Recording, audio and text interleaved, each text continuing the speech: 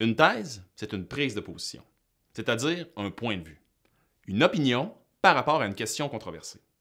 Cette question suscite le débat puisqu'elle ne fait pas l'unanimité dans la population. Sache qu'il est important de bien comprendre la question qui est posée avant de formuler une thèse. En effet, la thèse doit être une réponse claire à cette question. Voici des exemples de questions controversées qui permettent de formuler une thèse. Les adolescents d'aujourd'hui font-ils assez d'activité physique?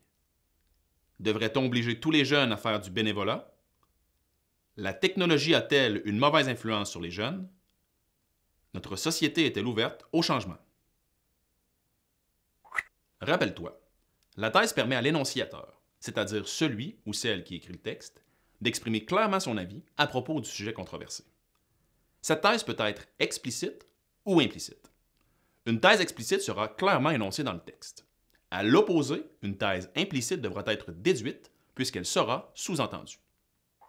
Voici un exemple de thèse explicite répondant à la question « Notre société est-elle ouverte au changement? » Tout laisse croire que la société québécoise est ouverte au changement. Ici, on voit que l'énonciateur a une position claire à propos de la question. Observons maintenant un exemple de thèse implicite répondant à cette même question. La nouveauté ne semble pas être l'ami des Québécois. Dans cet exemple, on peut déduire la position de l'énonciateur. Ce dernier croit que la société québécoise n'est pas ouverte à la nouveauté, au changement. Les mots qui composent la question ne sont pas repris textuellement dans cette prise de position. Cette thèse est implicite. Il arrive que notre opinion par rapport à la question controversée soit ambivalente. La thèse pourrait alors montrer ce point de vue partagé. Je crois que la société québécoise n'est pas prête à changer pour le moment, mais qu'elle s'adaptera progressivement aux nouvelles réalités. Petit rappel. Avant de formuler une thèse, assure-toi de bien saisir le sens de la question controversée et de bien comprendre tous les mots qui la composent. N'hésite pas à chercher des mots dans le dictionnaire. Ainsi, tu t'assureras de formuler une thèse adéquate.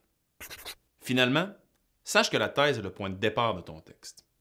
C'est l'affirmation que tu chercheras ensuite à défendre au moyen d'arguments que tu développeras dans le cœur de ton texte. Une bonne réflexion avant de la formuler est de mise. Action! Rappelle-toi, cette thèse permet à l'énonciateur, j'ai eu une hésitation. Action! J'allais dire il arrive, mais c'était ça, je pensais que c'était pas ça. Okay.